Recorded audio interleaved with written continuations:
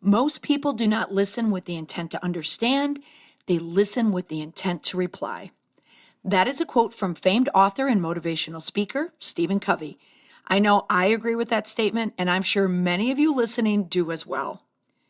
Of all of the communication skills that we use in our personal and professional lives, listening is the most underrated, but arguably one of the most valuable. Anyone and everyone can benefit if they just listen more. Listening to our clients, our supervisors, our coworkers, our kids, our parents, our spouses. Listening can help solve a lot of problems, and people can find solutions if they just listen to one another. Are you still listening? Good, because there is another payout to listening that most people don't know about. And here's the secret. Listening can help you change anyone's mind or outlook. How? Keep listening.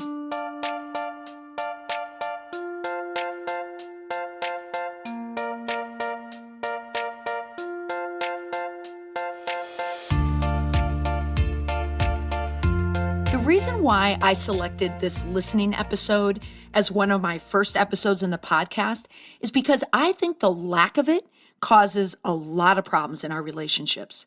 Think about situations at work or in your community, at home, or with clients or customers. How would listening to a problem, instead of explaining your side of the problem, help solve the problem? And here's another reason. I use the techniques from this book during a particularly snarky exchange with my 16-year-old daughter. More on that later. But the book that I'm highlighting is Just Listen by Mark Goulston. And the subtitle is Discover the Secret to Getting Through to Absolutely Anyone. It is a valuable book if you are trying to reach someone and you suspect that the lack of listening has something to do with it.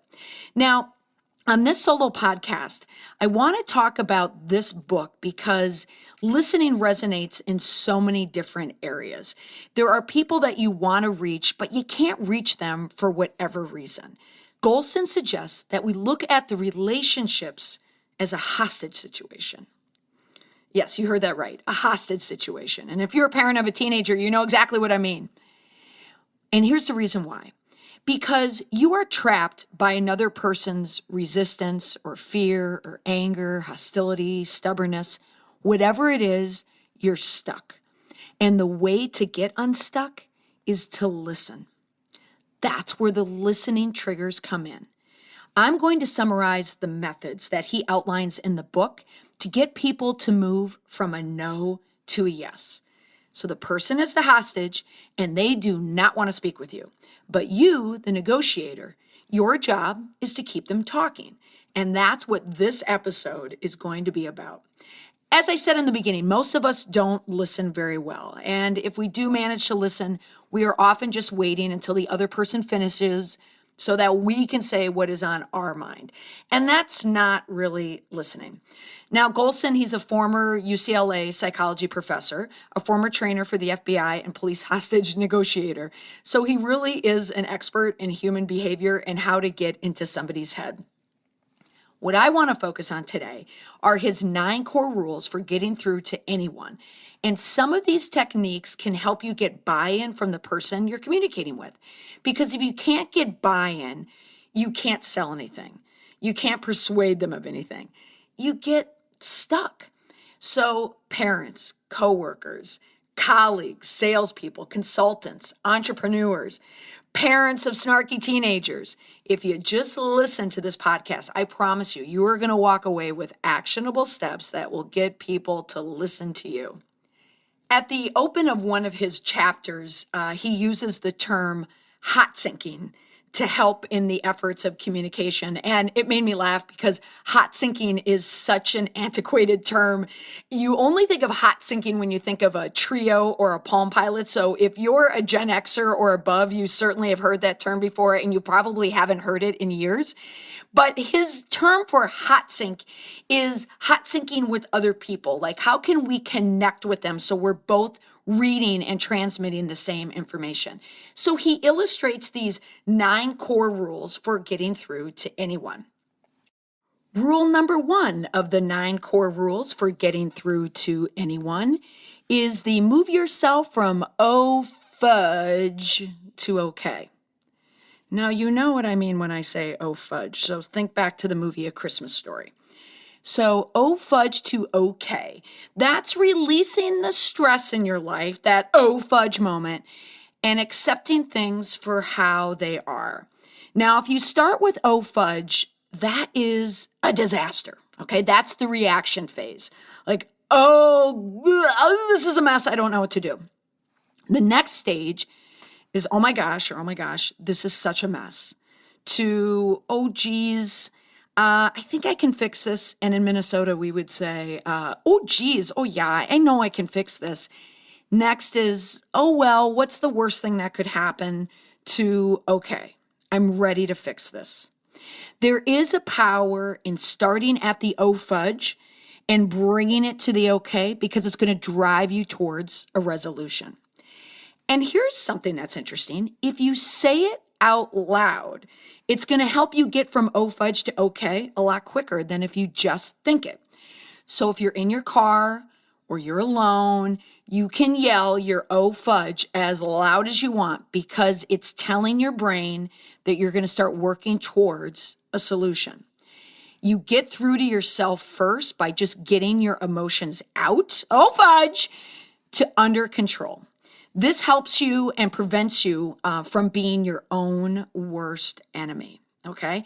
Now, the most important rule here in this first step, you have to think like if you're on a flight, when a flight attendant tells you to put the oxygen mask on yourself before you put it on your children, is you have to take care of yourself first. So if you are in a crisis mode with someone, you're fighting, you're arguing, you do not see eye to eye, you have to think about yourself first. Okay? And you have to put yourself into check. This is a really, really important step because it's okay to acknowledge that things are really, really bad at first. Say it out loud, and then you're going to start working through. Now, here's an action step. Think back to one of your worst encounters that you've had in the past year with a colleague or a loved one. Mentally walk through that oh fudge moment to the okay moment as if you were reliving the incident. Now try the same technique with the same person, but follow the steps of the process. So it has to be someone that you see fairly regularly on a regular basis, or if you're arguing with them or if you're having problems with them. But see if you can compare and contrast the first time that you dealt with them and then the second time as you moved it through the filter. Step number 2, rewire yourself to listen. Do you do this? I know this is something that I recently do, especially with my kids. I open my mind and I try and put away that first impression or that first gut reaction to what I want to say. Okay, so whatever that first impression is, it's one that can prejudice the rest of the conversation. And I know what you're saying to yourself, like, oh, I never do that. I always listen to people. But you know what? We all do this. So gut check. Think about a time where you've had a problem with a family member, a friend, a spouse, a colleague. What was your role in it? Were you listening? Chances are you weren't, okay? But if you stop and now rewire yourself to be a listener, you are going to notice a lot of changes. And I have definitely done this, especially since I've read this book. Think about it with your customer. Do you listen to their problem? Or are you waiting for them to finish the complaint so you can get through the interaction and get it over with as soon as possible? Parents, do you respond to your child's complaint with an option or a solution? Or do you just listen? Now, next gut check. Think about a disagreement. Think about a conversation that you didn't like. Did you run that person through a filter? And this is especially important if you own a business and you're dealing with customers. The filters that we all use, gender, the age, and perhaps there's a gap in the age, the different generations, the nationality or ethnicity of a person, the education level of a person, the emotion of the person. We all filter interactions through all of those different categories. Now think about how that's going to affect the conversation and the communication between the two of you. These filters may be keeping you from listening to and reaching that other person. So the second step is to rewire yourself to be a listener. Stop using your brain, stop trying to come up with an answer or defend something, and listen to what they're saying. And are you applying filters to that person? Are you applying a filter based on their gender, their age, their background, their education, their ethnicity? If you are, gut check time, stop that and really listen to what they are saying. The third rule, make the other person feel felt. Let me explain what that means. Let the other person know that you want to know how they feel. In a lot of my trainings that I hold at companies or when I travel and speak to a room, I often talk about the WIFM, the WIIFM. And WIFM stands for What's in It for Me. And that is another way of putting yourself in someone else's shoes. That is such a powerful technique when you really have to get to the root of a problem. And when you do that, you're not just listening to the words, you're trying to figure out how they're feeling at the moment. Now, I mentioned that I had used some of the techniques in this book with my daughter. So here's the point in the episode where I will share that story. Now, my daughter is 16, almost 17. She plays 3 sports in school. She plays soccer and hockey and lacrosse.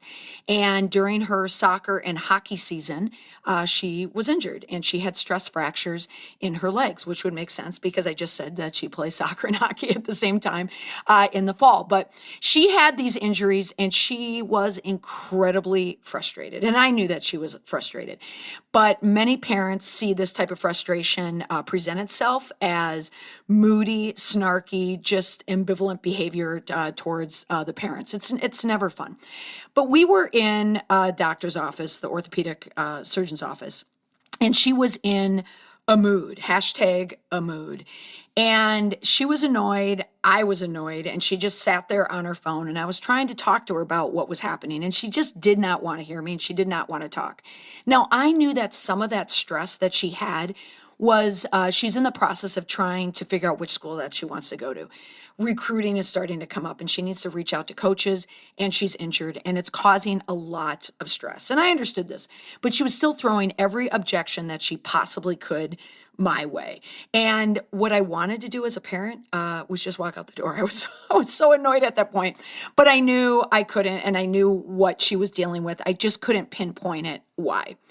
What I did is use the steps in this book to walk her through. And man, it was effective. And I know it because there was a woman sitting next to me in the next bank of chairs, and she was a parent of a teenager as well. I could tell that she was stopping what she was doing just to listen to me have this conversation with my daughter. So these are some of the steps that I used, and I'm going to illustrate it through what I had said to my daughter. Now, one, I knew that she was upset and she was frustrated and she was really sad. So I started asking her a series of questions that I learned from the book. One was, the first was this: I'm trying to get a sense of what you're feeling. And Rory, that's her name. I think it's fear because you don't know how this is going to affect college recruiting. I think it's sadness because you're missing your junior year soccer season, and this is such a fun season for you. And also, you're worried that you're going to go into that doctor's office and he's going to tell you that you can't play for another 6 weeks. The next step is to ask, how upset, worried, etc. are you? And then she started speaking. I would have bet the world right there and then she would not have said a word, but she immediately started telling me what the problem was. And it was everything that I had just stated. She was worried and she was scared and she was really, really sad because she couldn't play soccer. So then the next step is you have to repeat what you heard.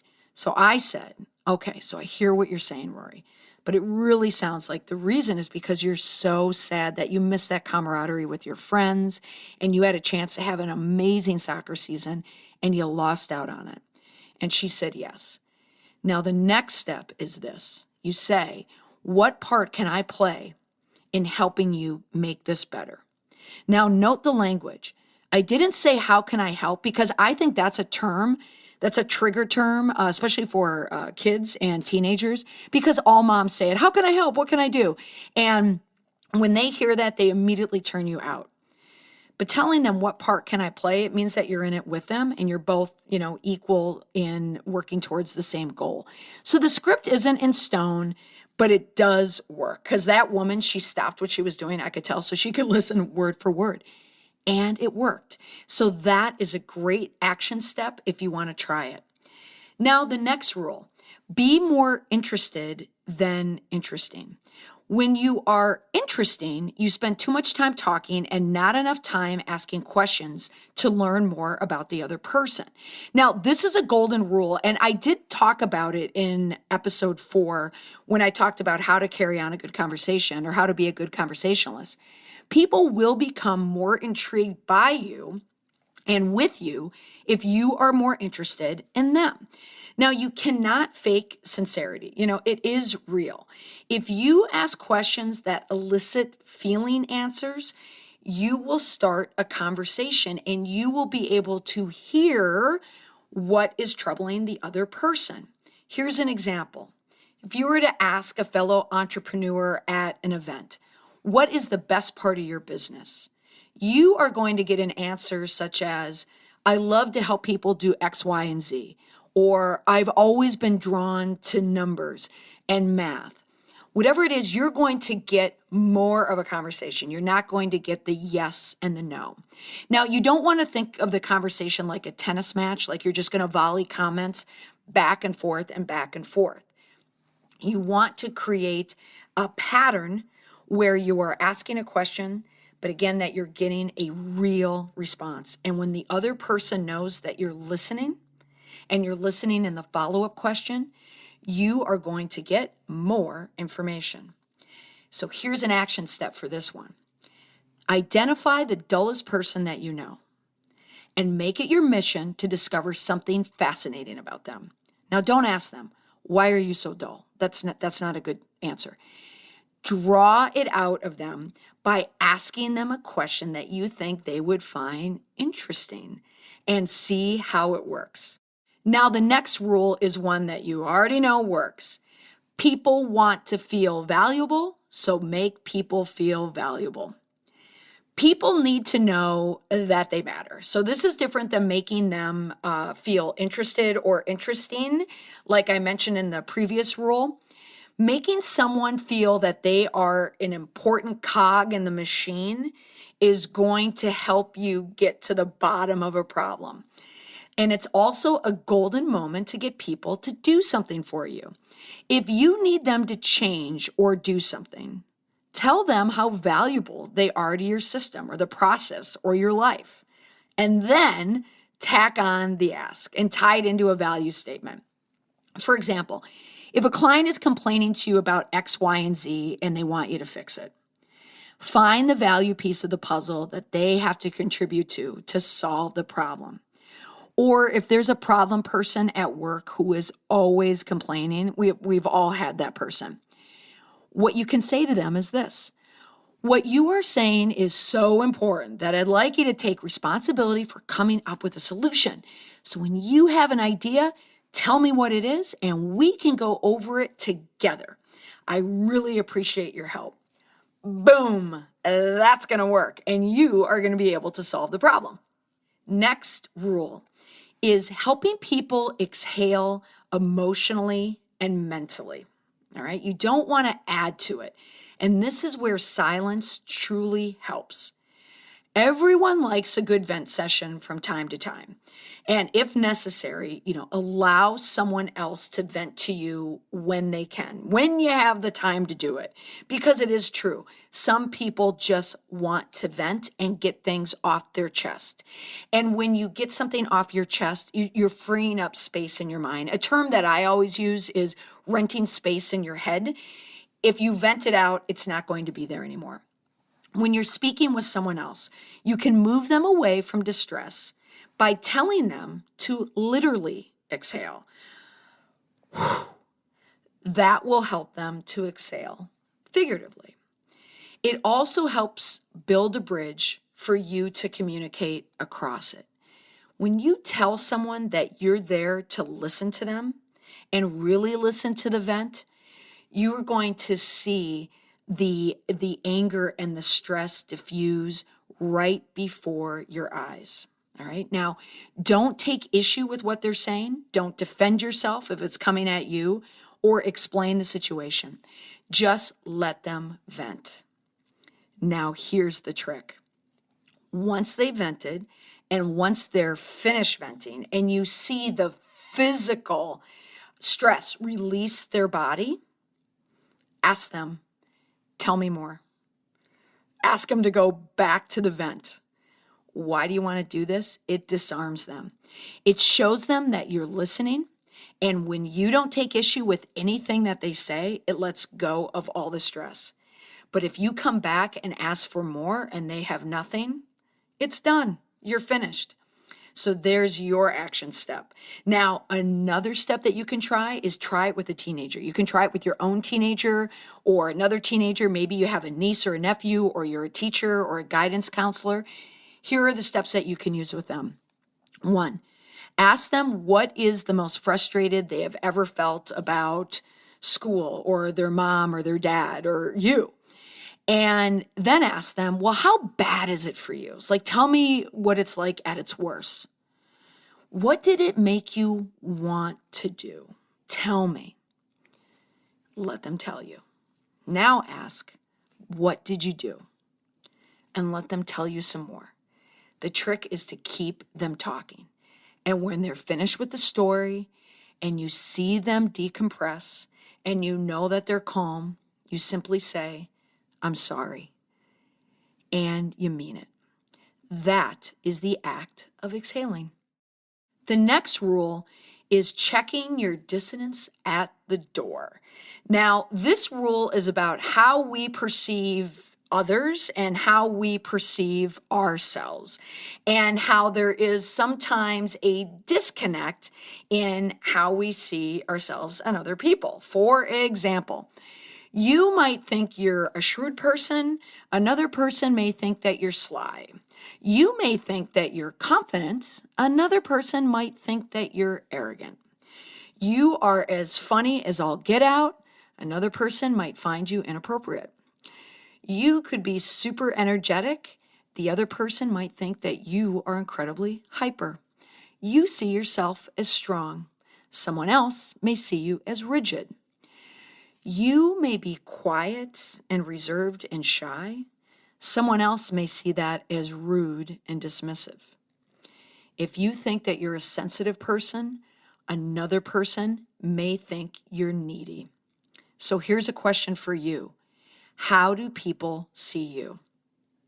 Now, if you have it in you, if you have the heart, and you really want to get to the bottom of this one, ask trusted friends or relatives or coworkers how you come across in specific situations so you can adjust your reactions if necessary. Now do this if you have the guts and ask them, how do you see me? Or you can diffuse it a little and ask them, how do you think other people see me? If you own a small business, you might ask your manager or one of your employees, how do you think our customers view me? Now, there are different levels of corporate dissonance as well. A CEO or a president, a chairman of the board, someone who is leading a company or leading a board may feel one way about that organization. But the employees or the customers, they may feel another way. So here is an action step in the professional setting. If you think that your customer sees you one way, or you're noticing that you're in some type of paracrisis or crisis mode, like your business is starting to deal with something. Maybe there's some friction online that you're starting to read. Customers are complaining on Facebook, or maybe something happened against your business and you're starting to hear about it through the grapevine, or you're hearing it or seeing it on social media. What you can do in terms of messaging, and this is straight out of one of my playbooks for helping my clients with, dealing with media relations or crisis counseling or public relations, is you can come at it the same way you'd come at it personally. And here's how you could do it. You could be the owner of a business, and you could say this on Facebook, for example, if your company is dealing with something. I think you, the customer, feels this way about us. And it could be you think we're raising our prices, or we're not loyal, whatever it is. So I want you to know that we are not feeling that way, or we are not doing this. I understand why you may think this as a customer, but I want you to know that we're not. But I feel where the disconnect is, and I want to change that. You're kind of replacing this mutual dissonance with mutual respect. In other words, you're just identifying what the issue is, and you're telling your customer you know what that issue is, and you are going to fix it. Now, how can you do that personally? The next time you feel yourself sliding into an argument, you can say to the person, hey, I think you're attacking me, and I'm guessing that you feel that I'm attacking you. But in reality, I think we are both defending ourselves. So I want you to know that I don't want to hurt you. All right? And let it go from there.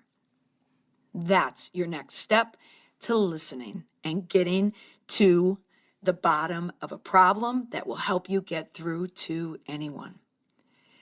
Next rule, when all seems lost, you bare your neck. Okay, so what does that mean? So instead of lashing back when you feel backed into a corner, if you show a little vulnerability, you might be able to break through that tension. Now, vulnerability isn't necessarily a weakness. You're showing a sign of strength and resilience if you can show some of your vulnerabilities. If you are in some type of distress or anger, don't hide that you're not. And that's gritting through your teeth saying, I'm not angry. You can share how you're feeling. You can share the vulnerability. You can share a mistake that was made. That is powerful. So the action step here is the next time that you want to bare your teeth and you want to do this to a colleague or a customer, a teenager, your spouse, whatever it is, just reach deeper and bare your neck instead. Bare your true feelings. That will get you to the heart of the problem a lot quicker. The next rule and our final rule: steer clear of toxic people. Now, it's okay to say no to people who make you feel less than or people who hurt you. You do not need toxic people in your life. You do not need toxic clients in your life. You do not need a toxic customer in your life, because especially entrepreneurs, small business owners, consultants, when you take on a client and you're miserable the second you do it, it will never ever be a positive experience for you, and chances are it won't be for your client either. Now, how we can take this step to more personal is the bully. Now, this is advice that you can give to a child that's dealing with a bully, a person that's dealing with a bully at work, or if you are dealing with a bully.